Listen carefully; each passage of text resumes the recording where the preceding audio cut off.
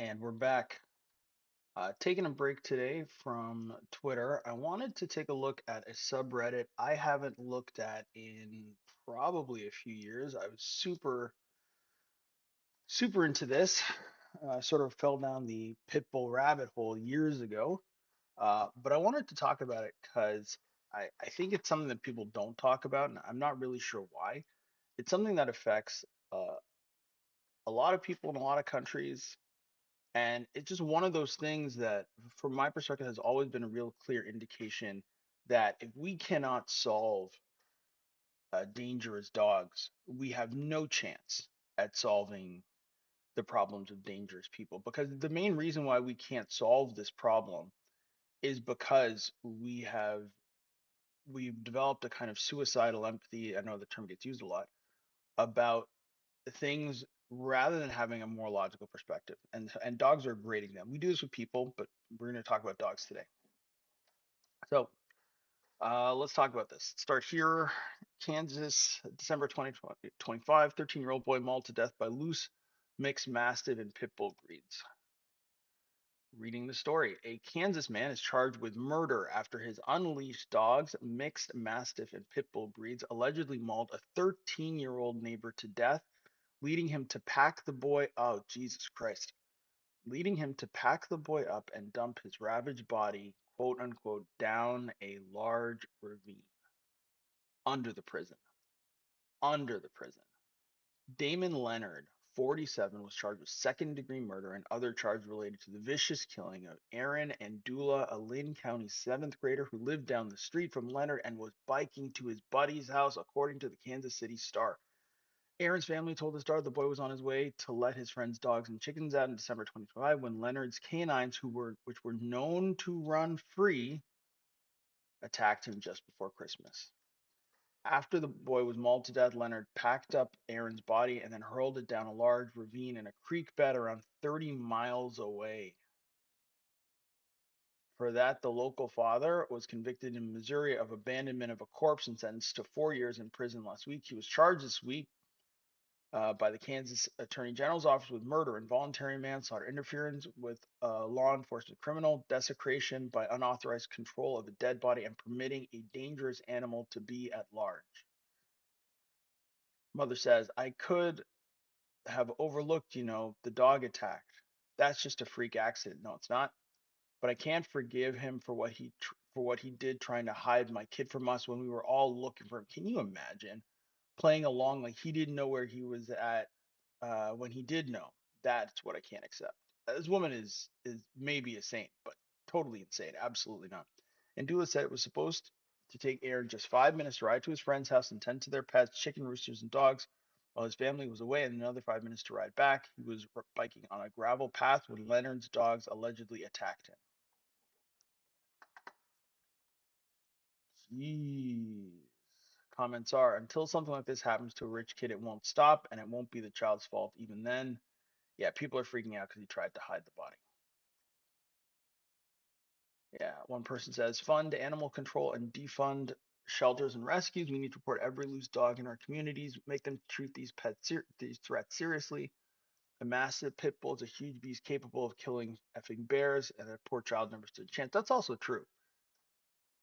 Uh, very, very low chance.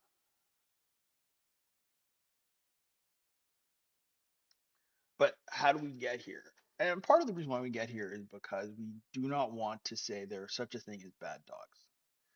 And why that's so problematic is because we refuse to have very honest conversations like adults and say, yeah, there's some breeds of dogs that are not great, really shouldn't be allowed, probably should be destroyed, and we should just get on with it and get on with our lives. But because we can't do that, and even this week I've had conversations over the last couple of years with people where we're sort of talking and sort of joking about dogs, and the second that a pit bull, which they don't even have by the way, the second that someone mentioned pit bull, oh, pit bulls are not bad dogs. And sure, not every pit bull is a bad dog. No one is saying that. But if you're going to buy a dog for your kids, you're going to buy a dog for your home. If you're going to buy a dog and you maybe are a 130-pound woman, a large pit bull is probably not the dog for you. I wouldn't say that about a golden retriever. And to pretend those two things are the same because they're both dogs is insanity. And this is part of our problem. But let's talk. Let's read this about a woman who's clearly insane. Hi guys, I really need some advice regarding my three-nose red-nose pit bull, Genesis Monet. Okay, first of all, dogs don't need last names. It's not necessary. Dog is never going to need to be identified by their last name. Oh, is this Genesis? Oh, Genesis Monet? Oh no, no, this is Genesis Rodriguez we're looking for. Oh, okay, sorry, sorry. Thank God I have a last name. Genesis is an absolute ball of energy. She's incredibly affectionate, loves cuddles, playtimes, and anything food related. She has a huge personality, and despite everything I'm about to say, ah, despite everything I'm about to say, she is a dog that I love very deeply. I've had her since she was only 2 weeks old. The man I rescued her from admitted that he used to use her as a fighting dog. Oh my God. I don't have time to pull up. And who knows, maybe we'll find it in this stream, but like, I don't have time to pull up the story about Michael Vick's dogs and people who tried to rescue them and all of that nonsense. Uh, so this is a woman who got a dog who used to be a fighting dog and brought her into her home. When I got her, she was in rough shape, and I spent countless hours bottle feeding her, nurturing her back to health, and giving her a chance at a completely different life. This is what I'm talking about. This woman could do this with any dog. She could take a normal dog, but the desire, and this is the reason why suicidal empathy almost always gets linked back to women. This desire to nurture dangerous things back to health. And this is a little different from like taking an eagle and you're like, well, an eagle got hit by a power line and we nursed it back to health. That's one thing. Number one, eagles don't live with you, generally speaking. They're not going to live with you forever. Eagles are not. They don't hunt people. They don't have dangerous interactions with people. Their reason for existing is different. Well, what about a lion or what about something like that? And you go, well, okay, well, a rehabilitating a lion is also very different because you're not putting them back into like your normal environment. You're not bringing them into your home, generally speaking. You're releasing them back into the wild, and so there is a sort of give and take, or like maybe a coyote is a better example. If you've ever seen videos of like coyotes or wolves stuck in fences and people will unclip them, and that's fine. It's a fine thing to do. Some people would just shoot them. That's also a fine thing to do. It depends on the situation between the animal and the human beings who live in that area. If coyotes are stealing dogs and trying to run off with toddlers, then maybe that coyote doesn't get out of that trap.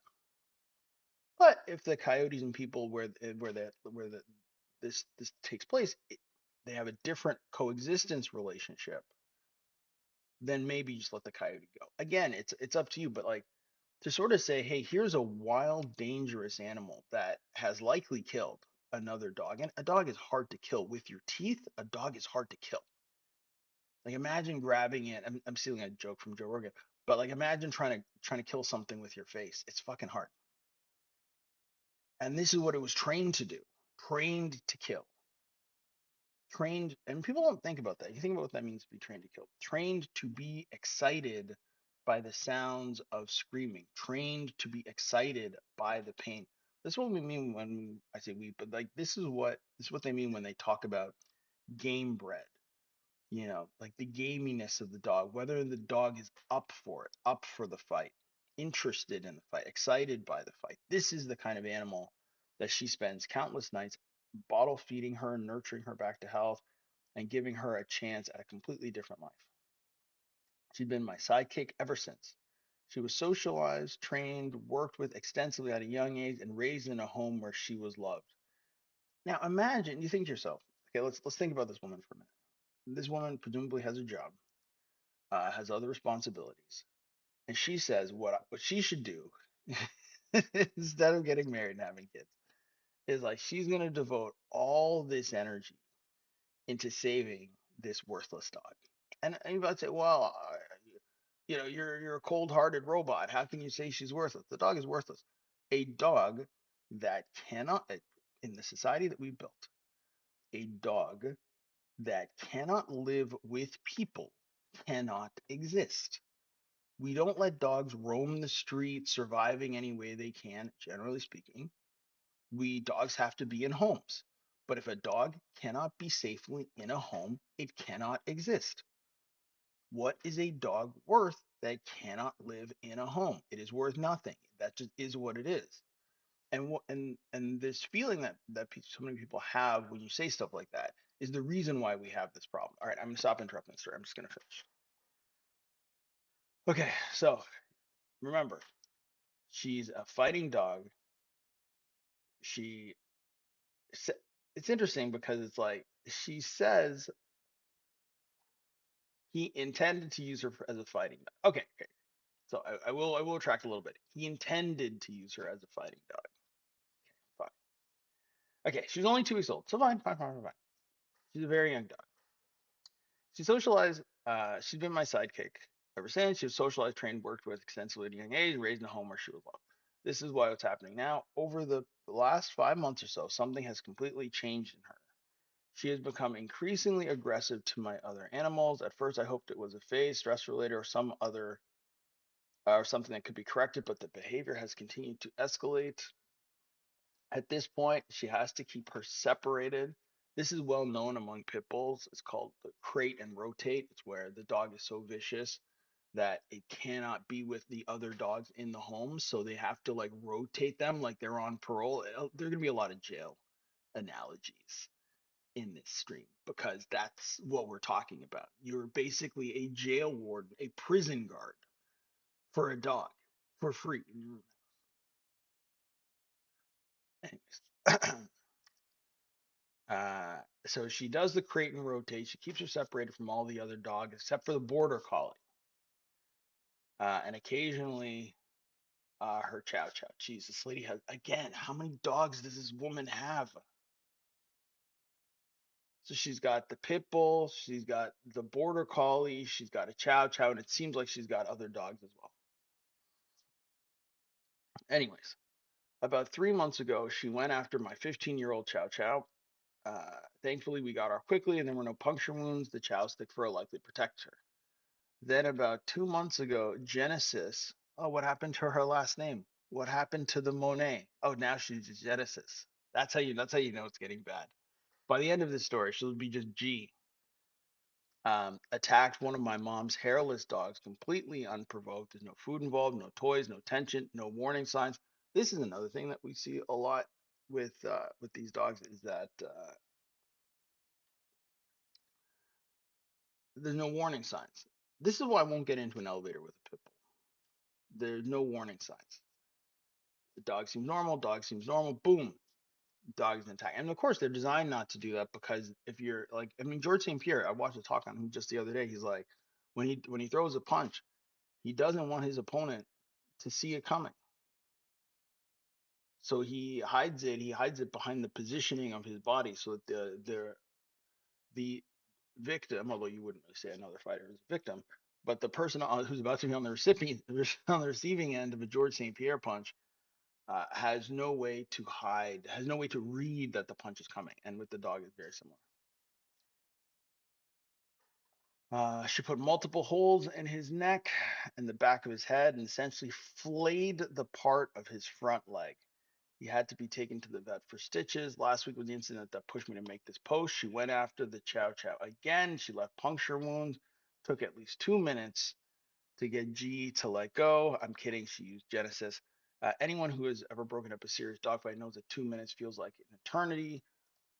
What scares me even more is that these aren't isolated incidents. See, and this is the other part.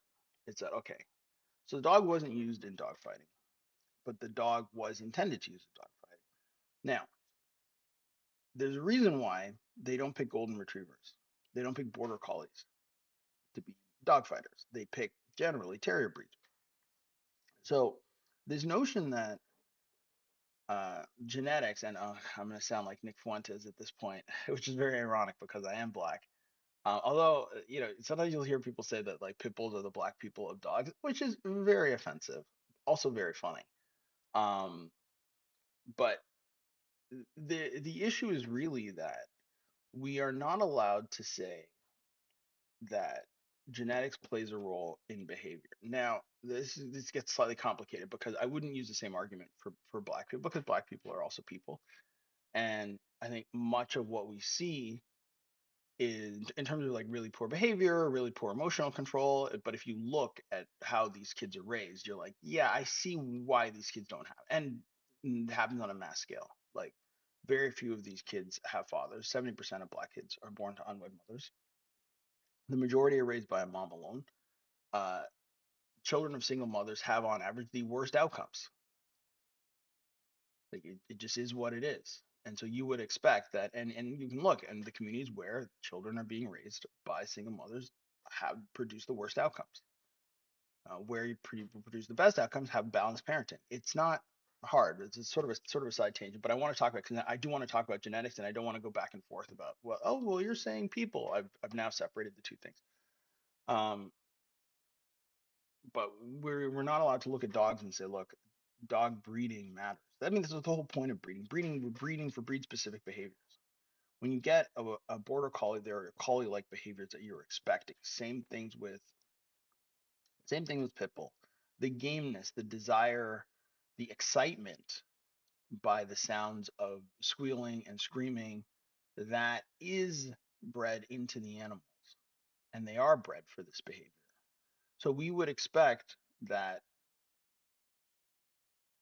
animals where long lines of them have continued to be bred for this particular set of behaviors will have this behavior more prevalently in this group of dogs. So, and that's what we're seeing here.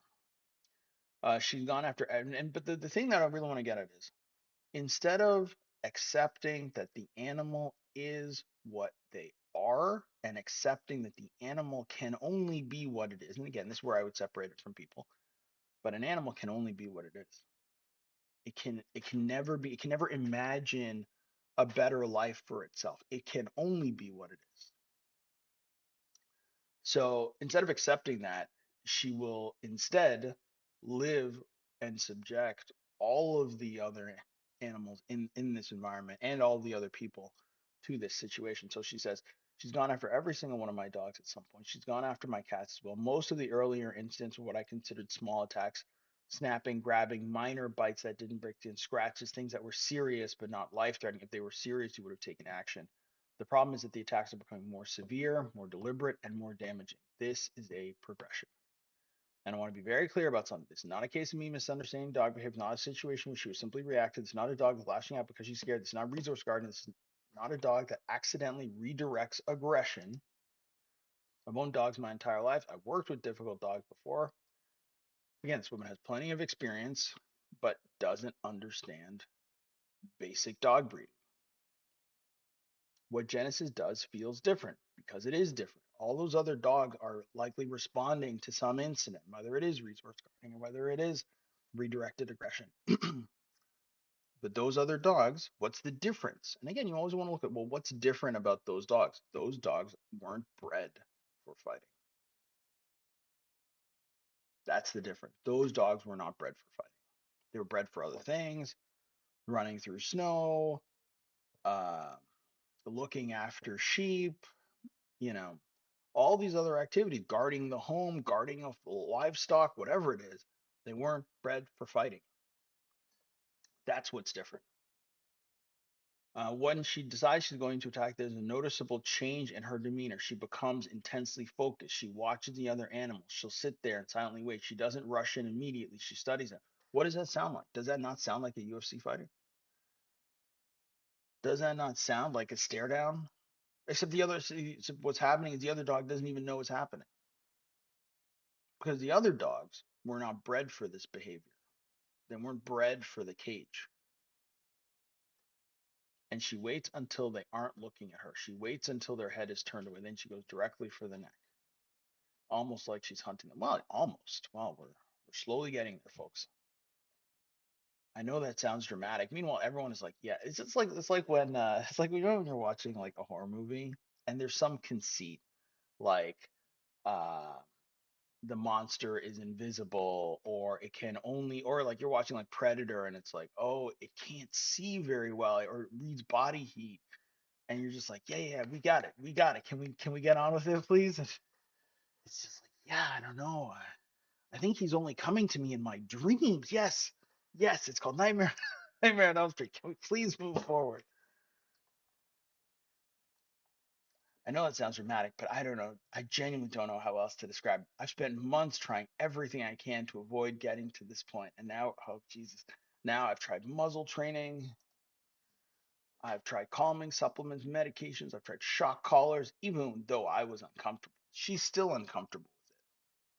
I've increased exercise. That's probably not going to do it. Mental stimulation. I followed her advice to train. I've separated her. I've supervised her. I've modified routine. I've done everything I can. She says, and this is the best line. I've done everything I can think of, short of completely isolating her for the rest of her life. Notice how at no point does she think, I'm just getting rid of this damn dog. I'm just going to get rid of this damn dog. Bite number one, I'm getting rid of this damn dog. Dog's got to go. I'm sorry, I have to put my dog down. We're all very sad. We're going to cry a bunch. Lovely dog, unfit to be with other dogs. I have several other animals. I'm not going to put them at risk for one dog. She's got to go. But no, she won't do it. And no, and the thing that's really interesting and kind of why I want to talk about this today is that empathy without emotional regulation is wildly destructive. Empathy is a great emotion. It is phenomenal to be able to empathize. It is phenomenal to be able to do that act of emotional imagination to put yourself into someone else's position. That is phenomenal. That is great. I've got no issue with that. The problem fundamentally is when empathy does not have emotional control and is allowed to run your life, run your decisions. This is how you end up in a situation where someone will swerve to avoid a squirrel and take out a family of four. And this is really what we're looking at here. She's done everything but the right thing because in order for her to do the right thing, she has to feel badly. And her real God is feeling like a martyr. That is what's driving all of this. I'm now at a point where I feel like my options are running out every time another attack happens. Can we stop here for a minute?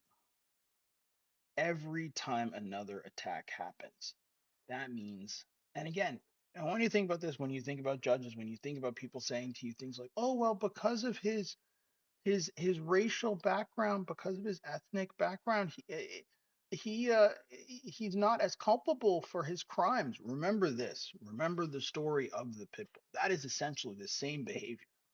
Is that rather than doing the right thing, they allow the situation to continue such that these attacks, these victimizations, if we're talking about people and dogs, continue to happen.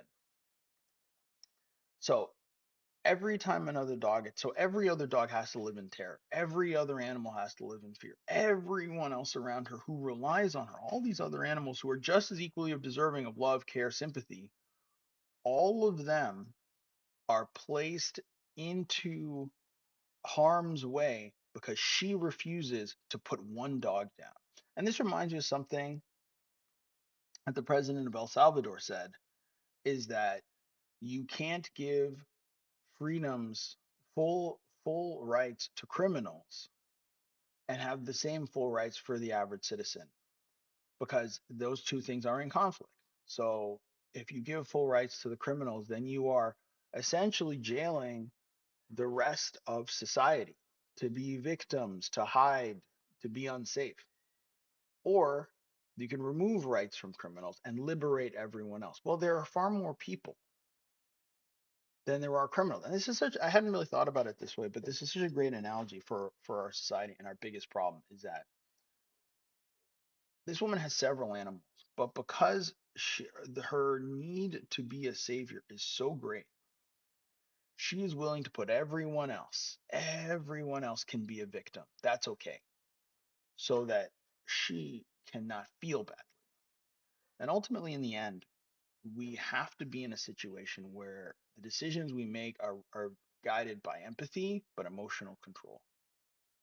Yes, we should have empathy where that makes sense, but we have to have the emotional control. And this is where a man would have stepped in or should have stepped into the situation and been like, yeah, tomorrow we're putting this dog down, and that's it. You're going to come home, that dog's going to be gone, and all these problems are going to disappear. And all these other dogs are going to be safe. You're going to be happy. You're going to start pulling your hair out. You're going to be okay. But instead, she just allows it to continue. And she says to herself, every time another attack happens, I find myself wondering if the next one is going to be the one that kills one of my other animals. So one of these other animals has to literally die before she'll take action. And maybe she won't even take action even then. I'm terrified that if I this is what I'm talking about. I'm terrified that if I rehome her, someone won't take the warning seriously and another animal will end up hurt. She's contemplated giving this problem to someone else. She contemplated handing this living weapon to someone else. Can you imagine? Can you imagine like just the level of narcissism that you have to engage in personally to say, I've got a very dangerous animal. I'm going to, but I can't handle it. But maybe this can be someone else's problem. That's insane. Just insane. And we get to it at last. At the same time, the thought of euthanizing her absolutely destroys me. Notice that the thought of burying one of her other dogs doesn't absolutely destroy her. And the reason why is because that won't be her fault. That because she takes no responsibility for the fact that she is creating this situation. She's allowing this situation, but in the chain of causality, the way she thinks about it, she's like, well, if this dog kills the other one, well, I didn't kill that dog. I was just trying to make it work for everyone. I was the peacemaker. I was the loving one. Meanwhile, another dog is dead. This dog has been with me since she was a baby. I fought for her when no one else would. Maybe all those other people had the right idea. Maybe all of those other people looked at a dog that likely didn't get selected for the fight club of dogs by accident. Did you ask who her parents were? Did you ask why this dog was selected to be part of dog fighting? Does the dog come from a game bred line of pit bulls? Certainly seems like it. So maybe instead of acting as though you're morally superior to other people, maybe you should be thinking to yourself, I wonder if those people had better sense than I did not to do this because of this outcome. But instead, it gets flipped into I'm better than they are because I did what they wouldn't do. And again, it's right here. I fought for her when nobody else would. I raised her. I love her. Outside of these attacks, I mean, come on, come on. Like you can almost imagine a typical judge in the West. Well, outside of these murders, they were a model student. Like aside, again, outside of the stabbings, uh, they were great. Perfect attendance. Like if you forget, look, if you just look past the fact that they were dealing drugs in the school and running an extortion racket, they were just great. frequently helped their neighbors shovel the snow. Like just salt of the earth, folks. Like outside of these attacks, she's goofy, affectionate, loving, and has been a huge part of my life for years. Just like this is it. I don't want to give up on her. Oh, here we go. Here's something that almost seems like a real thought, but I also have a responsibility to protect my other animals.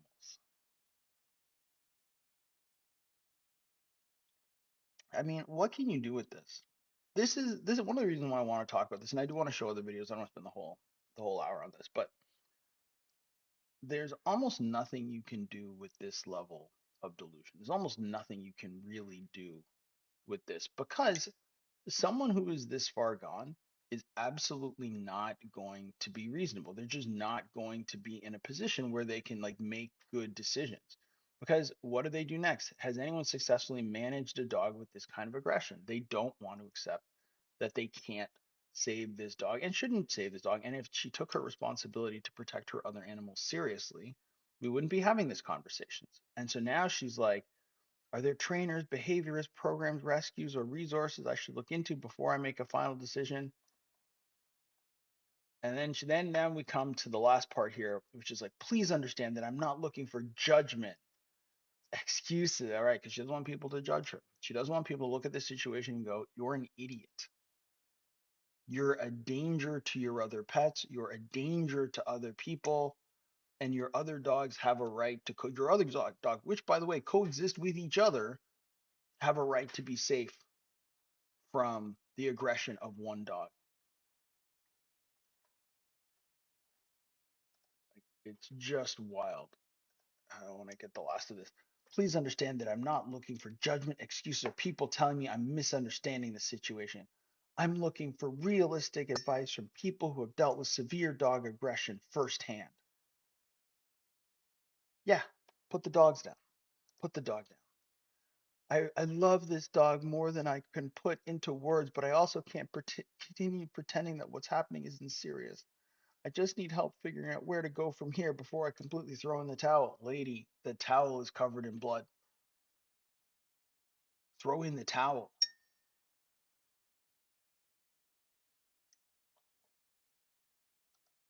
Insanity. Let's read the comments. It's almost like it's the breed. Crazy, I know.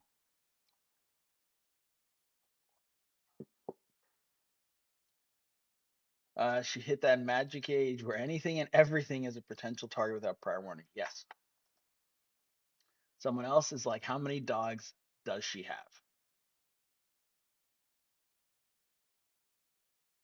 This is funny. Even setting aside the behavioral issues, this person needs to rehome the monster back to Satan because this household has too many goddamn critters. I'm sorry that I laughed during that because I know that when someone laughs when they tell a joke, it becomes less funny to the audience, and I do apologize for that. But goddamn, that's funny. Rehoming the monster back to Satan is a bar. Like it's just very, very funny. So I'm sorry I ruined that for you, but hey, you could have read this story on your own. So don't yell at me. Genesis Monet and Baby Baby. Tell me how delusional you are without telling me. At least your worthless pit is mauling your worthless Chow rather than systematically killing your cats. I think Chows are second place with senseless, horrific bites and are not suitable pets. Jesus. I mean, people have very strong feelings about dogs. Honestly, it makes me sad female looking avatar. Honestly, it makes me sad. She raised this dog from 2 weeks old, and these pit owners are constantly saying it's the owner, not the breed. This woman needs people to tell her it's not her fault, and she's making the right decision to stop the pain. This is why I'm so angry at the pit lobby and the rescues that continue to tell people pits are family dogs, and they aren't, then it's their fault. Here's the thing. At some point, this adult has to be responsible for her choices. Like at some point, you just have to accept the fact that you have to be responsible. She has the dog. She picked the dog. She chose to do all of these things.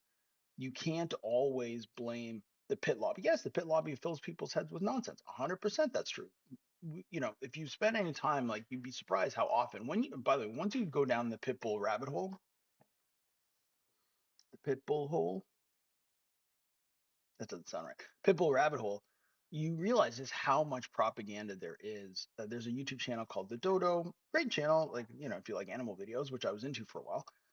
The It's phenomenal, but you'd be surprised how many videos there are suspiciously around pit bulls as these great family pets. And someone says here, why is my dog doing what those dogs were bred to do? Yeah, yeah. All right. Let's see what else we got. Let's go to the best. Let's go to the top of all time. I lost my child to a pit bull attack. Okay, we're not reading that one. Not because it's not great, but because we gotta watch this.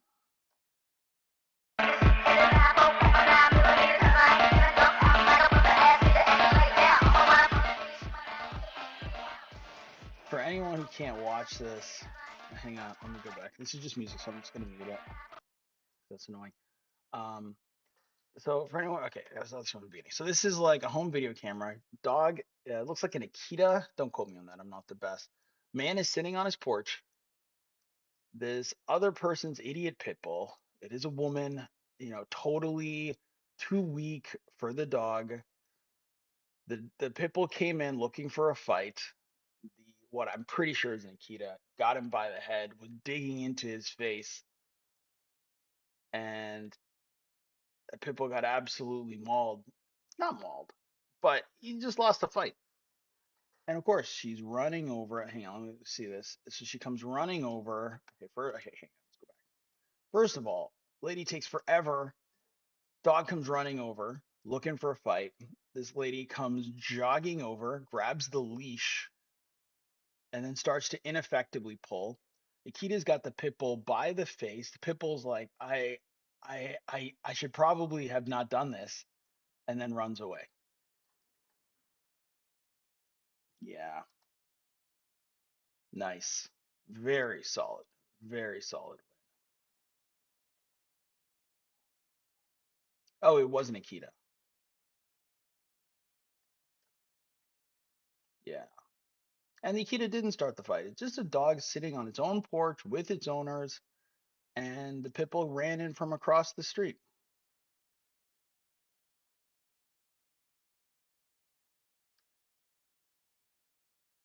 Tweet here, I'll just read it. Dog shelters, don't buy puppies. Consider adoption instead. Also, dog shelters. This is Piss Fingers. She's 19 years old and can't live in a home with children, books, or electricity. Piss Fingers is nervous around hair and needs 400 acres of land and an orchard of extinct fruits. It's crazy. Heroic pit bull swims 5 miles out to sea to bite a child. Pit bull owners, when their dog eats an entire child, there's still good in it. It's just wild. Is there audio here or no? No, there's no audio. So for anyone who can't watch this, I'm gonna blow it up. I think it's worth seeing. What we're looking at are border collies. Even from puppies, border collies will do what border collies do. They will. Those are pointers. You can tell from the pointing face. This, I'm sure, is a Labrador retriever. Is retrieving in the water. And then this is a pit bull.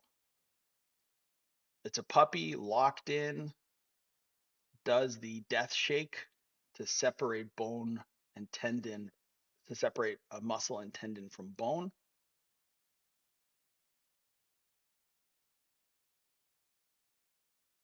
That sort of deep biting and holding, that excitement for aggression. And the point is pretty obvious, is that dog breeds matter. The deepest desire of every pit bull owner is to see their pit bull maul someone and gaslight them about the attack as it literally happens. Hilarious. Pit bulls make up only 6% of the dog population. Oh, Jesus. All right, we'll talk about the black thing immediately after this. Pit bulls make up only 6% of the dog population, but they're responsible for 62% of dog attacks and 52% of dog-related deaths since 1982. No, it's not an owner issue. Lots of dogs are mistreated. Not every dog ends up mauling toddlers. The problem with pit bulls. Yeah, look, the reason why pit bulls and black people sort of get conflated together a lot is actually because of statistics like that. And I mean, again, mostly just because it reads very similar to what you hear here. But the thing is, in the case of pit bulls, the super strong argument is that the puppies of dog breeds have very similar behavior. We just don't see that in people. Even athletes are probably the best example is that quite often the children of athletes are not tremendously great athletes. Sometimes they are and sometimes they aren't. Bronny James, I'm looking at you. I'm kidding. Kind of. I'm kind of kidding. Little kid's running into a store to protect his dog from a pit bull.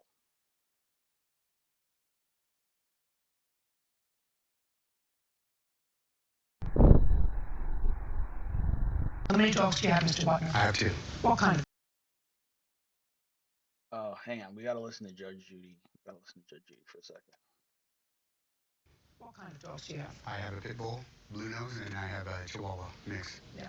The defendant's pit bull jumped in right over the top of me and my baby and began biting her and throwing her about my car like a rag doll. I came out and I was screaming because I could hear her moaning and crying in the car as she was being bitten, and I was yelling, someone get your dog. It's in my car killing my dog. On March 17th, sir, you lost control of your dog. My dog was never provoked before. Listen to me. But they could provoke your dog all they want on their property. They could go like this.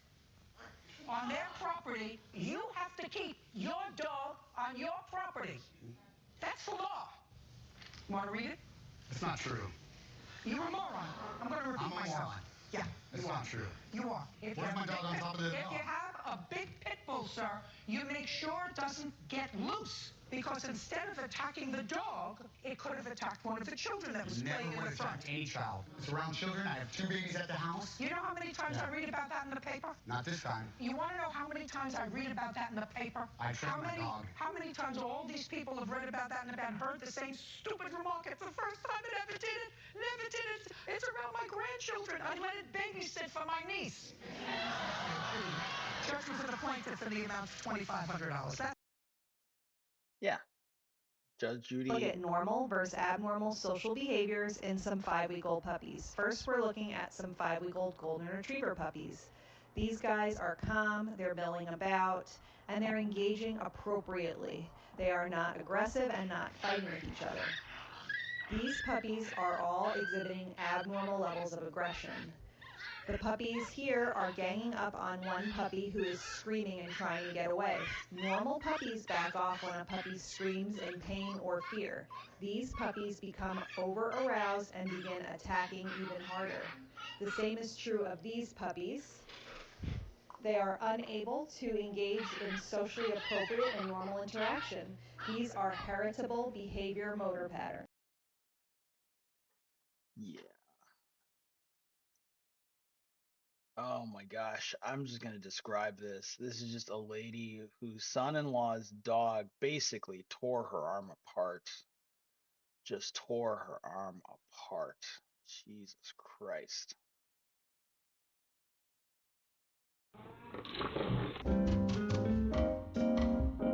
Sorry, I'm going to turn the audio down unless we find something useful. Yeah, I mean, the thing about it is when we talk about pit bulls, when we talk about this stuff, and the thing that bothers me the most is that there's not really enough conversation about pit bulls. No one is really having a conversation about how these dogs operate. And as such, the space is really filled with a lot of like, well, I'm sure pit bulls are fine. I'm sure it's okay. And, it doesn't seem bad. except when people make decisions. And again, I was joking, a few years ago with a colleague, and I said, "Oh yeah, I'm definitely going to get a pit bull. That's going to be my dog." And rather than saying, "Really? Are you sure that's what you want?" It was like, "Well, they're great dogs. I hear they're awesome." My girlfriend, her family was like, "Oh, they're good dogs. It's all in how you raise them." And again, without anyone ever really saying and really showing that this is actually what it's like, that no, actually in reality, there's a huge difference between these two things. Um, People just don't know necessarily. They just don't know.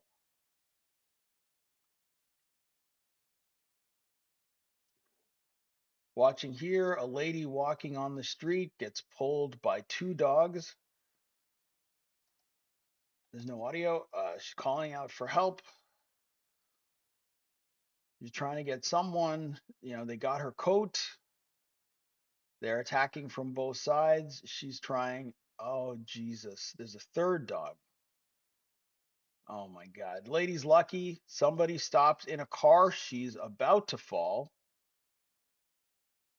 She's trying to get in the car. I'm not laughing because the car's pulling away. I'm not laughing because the car's pulling away. It just was funny that she was holding on to the handle of this car, and she it was just funny. She's holding on to the handle of this car, and the car was like, "I'm getting out of here." The car's like, "I'm just gonna back up." Now here comes a guy, good guy, no shirt, no shoes, no shirt, no shoes, all service. He's got a stick. Oh, there goes her bag. And they just fought off these pit bulls. Good for them.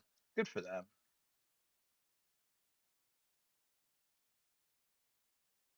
Good for them. Good for them. The guy, the people in the red truck are kind of assholes because like they could have opened the door and let her kind of back in. They could have helped.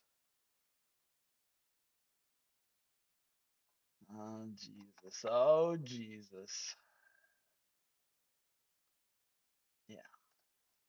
All right. Is this a video? Is Rishi Sunak actually gonna say? I forget what England did with their dog. Hang on. Let's hear what Rishi Sunak. This is from 2023. I think he's no longer prime minister. I forget who's prime minister. I think David Cameron's prime minister now. Don't quote me. The American XL bully dog is a danger to our communities, particularly our children. I share the nation's horror at the recent videos we've all seen. Yesterday we saw another suspected XL bully dog attack, which has tragically led to a fatality. It's clear this is not about a handful of badly trained dogs. It's a pattern of behaviour, and it cannot go on. While owners already have a responsibility to keep their dogs under control, I want to reassure people that we are urgently working on ways to stop these attacks and protect the public. Today I have tasked ministers to bring together police and experts to firstly define the breed of dog behind these attacks with a view to then outlawing it. It is not currently a breed defined in law, so this vital first step must happen fast. We will then ban the breed under the Dangerous Dogs Act, and new laws will be in place by the end of the year. These dogs are dangerous. I want to reassure the public that we will take all necessary steps to keep people safe.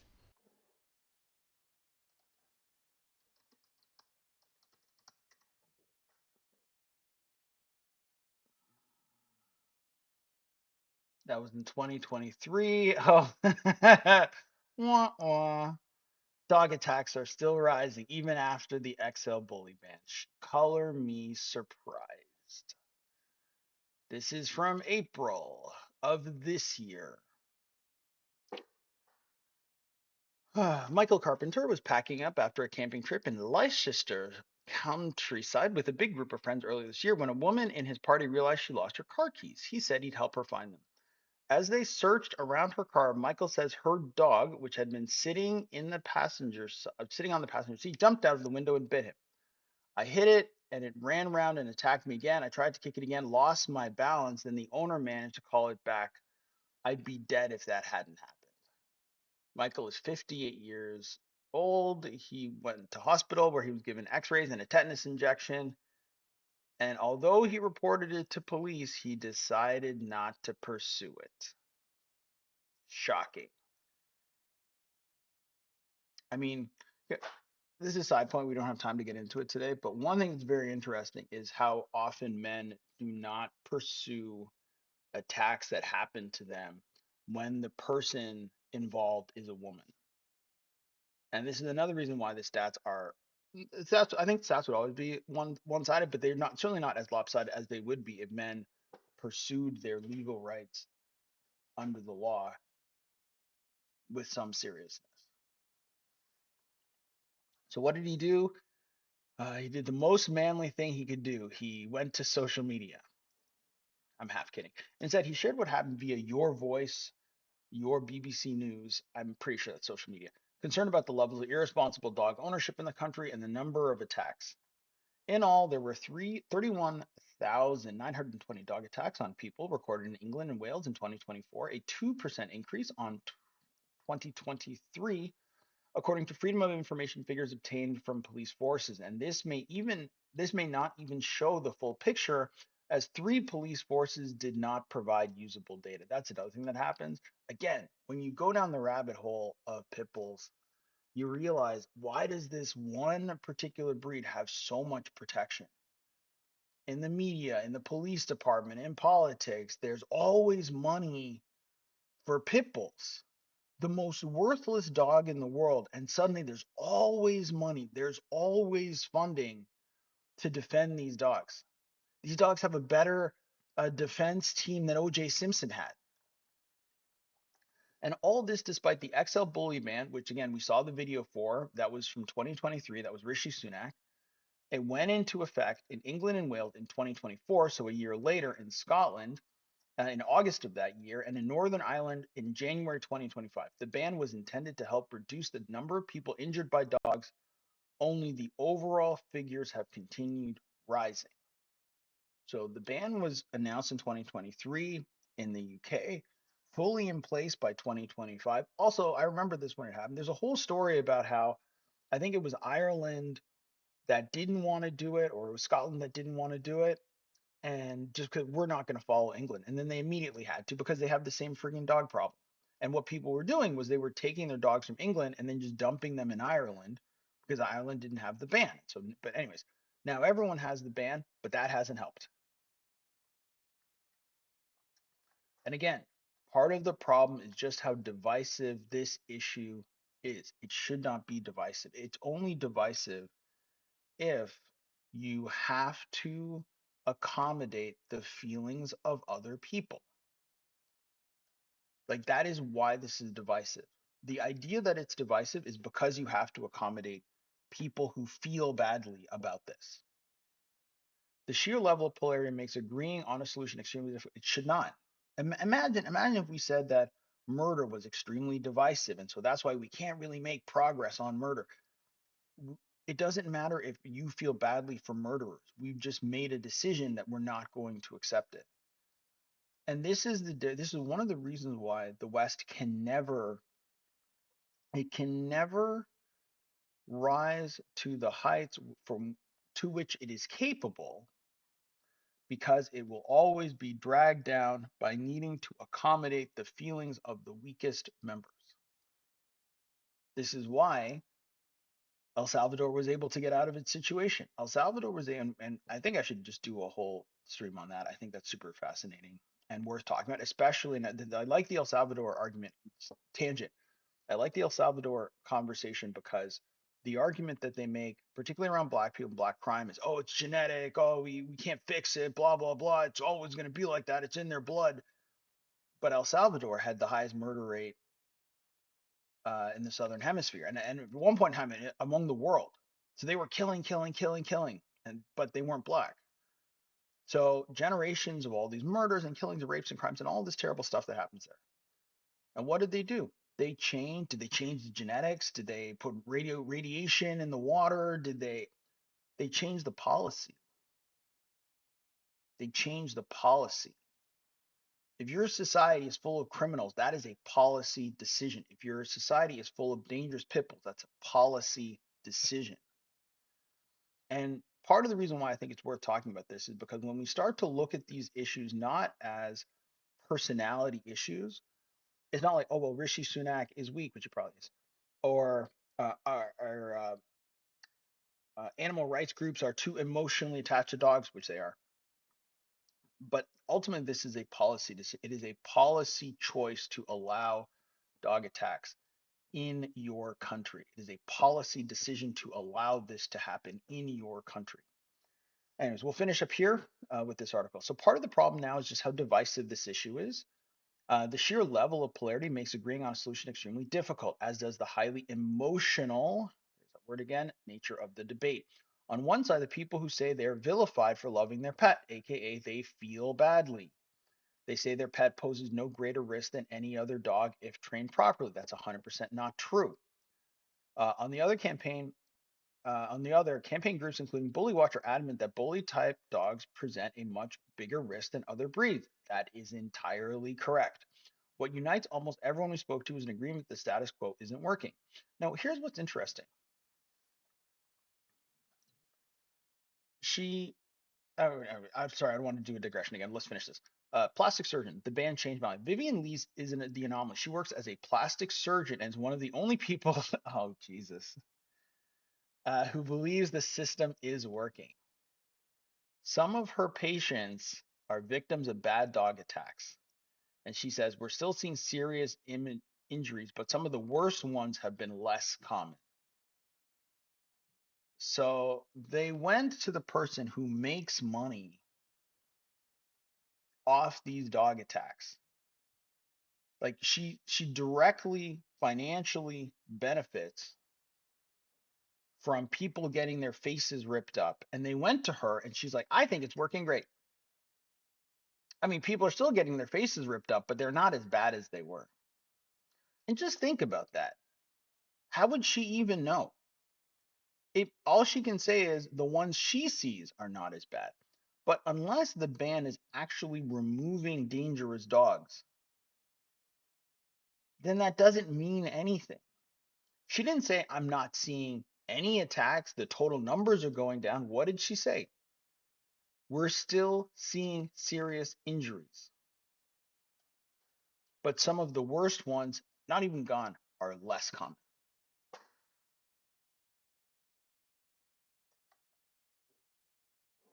So the person making money off faces being ripped off says, it's okay. The faces are only half off now.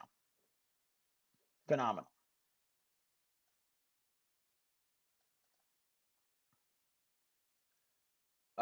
And she says, and I mean, can you imagine that this is what she said? She's like, she recalls seeing a significant. So this is a person who's the vice president of the Royal College of Surgeons. She recalls seeing a significant drop in the number of patients with life-changing dog attacks. The original Dangerous Dogs Act changed my life as a surgeon, she admitted. And again, she's talking about the original, not the one specifically for bullies. And so she says that it's working, but she also says she's still seeing serious injuries. So again, how many victims are should we allow? How many faces? How many deglovings? If you don't know what a degloving is, it's when a dog helpfully removes the skin from your hand. So your skin is the glove around the bones and meat that actually make your hand.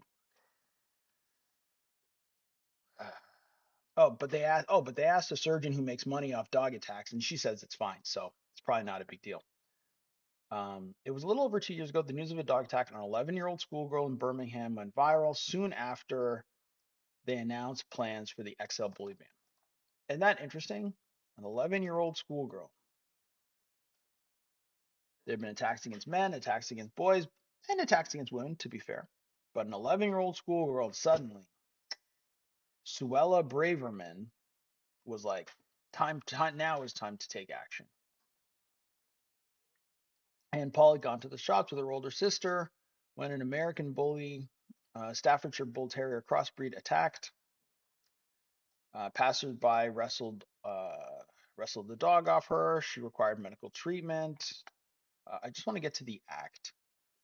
From February 2024, under an amendment to the 1991 Dangerous Dog Act, it became illegal to own an XL bully in England and Wales unless they had an exemption certificate. Again, this is what I mean when we say we are not serious.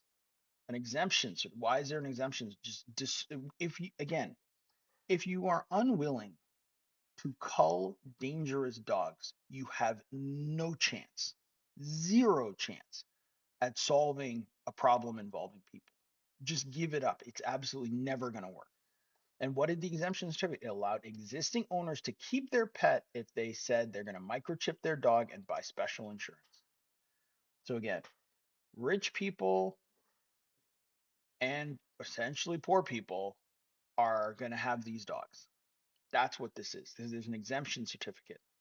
And once you have an exemption certificate, you can't do, then you have to now solve all kinds of problems because you can't say, hey, that's a bully breed. It's like, no, I have an exemption certificate. Prove it. Well, I don't have it on me. And he's microchipped. I've got my special insurance. Yeah, but I don't have my special insurance card on me. I can bring it to, you've introduced all of this uncertainty now. But but they said in legal circles, it's been cited as a case study in a badly drafted law, of course. Former Prime Minister Boris Johnson said after leaving office that it was rushed through Parliament and it's atrocious legislation. And notice. We've been reading all of this stuff. The the ban was ineffective. It had exemptions, and the former Prime Minister says, oh, "Yeah, it was a terrible law."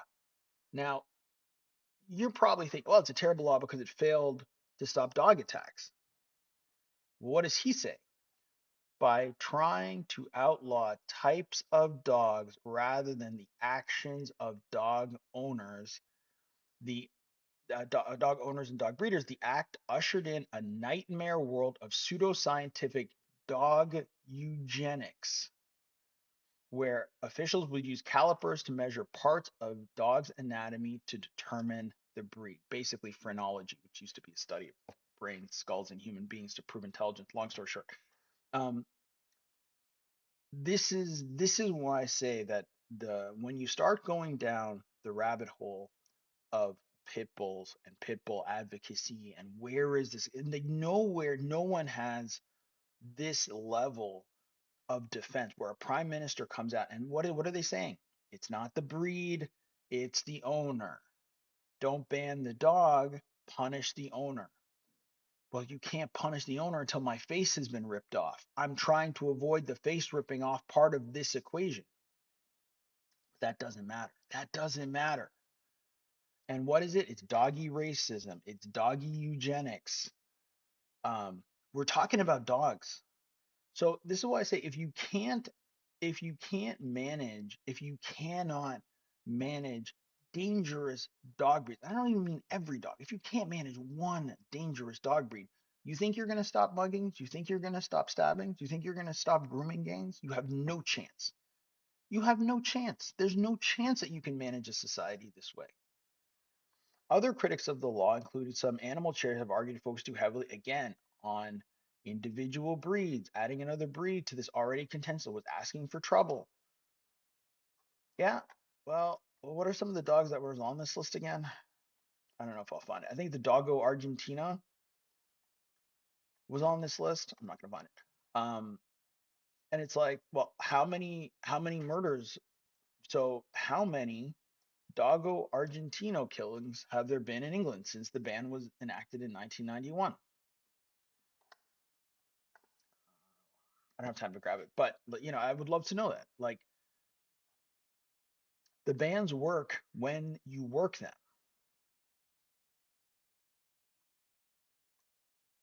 Anyways, let's finish this up. Let's call it a day here. Where was I here? Certainly, some of the criticism of the original law apply equally to the ones that cover XL bullies, that the most irresponsible owners don't bother to comply with it. And again, because there's an exception, you can no longer make visual assessments of whether or not that's an illegal dog. Thousands of pit bull terriers are still in the UK. Again, you cannot ban something and allow it to stay. Even while writing this article, we saw a sizable XL dog being taken on a walk, its muzzle pointlessly dangling off its collar, despite this being one of the requirements of it being in public. Uh, Carrie Westgard, professor of human animal interaction at the University of Liverpool, believes that simple legislative changes are unlikely to be a quick fix. That's not true. Every dog of this breed in England became illegal yesterday. If seen, it will be the owners must surrender the animal. All of these animals must be surrendered and will be destroyed. That's it. There will never be another pit bull dog attack in England. Every single one of these dogs is illegal and must be returned. Or you must take the dog and leave the country if you can before the deadline. Otherwise, the dog will be destroyed. Every last one. And in 1 year's time, no one will ever be attacked by these breeds of animals. They are banned in this country. That is what banning means. We use the power of the state to enforce the laws. But again, the law is not designed to be unenforceable. The law is designed to take forever. The law is designed to not change anything.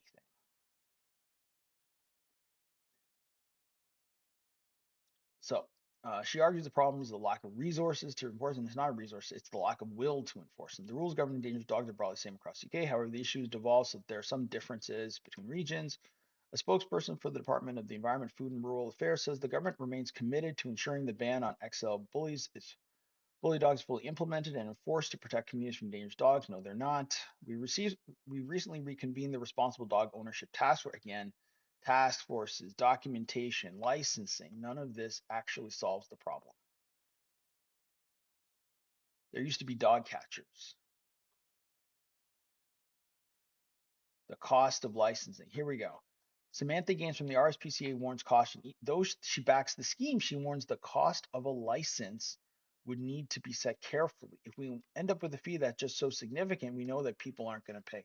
What is the point of a dog license for a dangerous animal?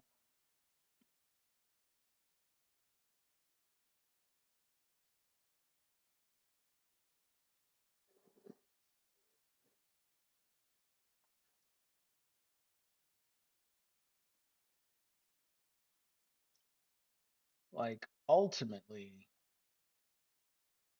the problem is, and I'm not going to read all this, this is mostly nonsense. The problem will end here. So the problem here is that you have a problem. Everyone can see that it's a problem.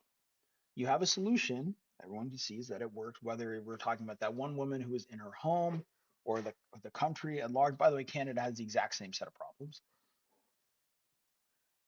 We can't enforce them because it hurts some people's feelings. It makes some people sad. And those people prevent better policies. It is the exact same logic as why we have different laws for minorities if they commit a crime, something I'm totally against. But one of the reasons why we can't make progress is because it makes some people feel badly.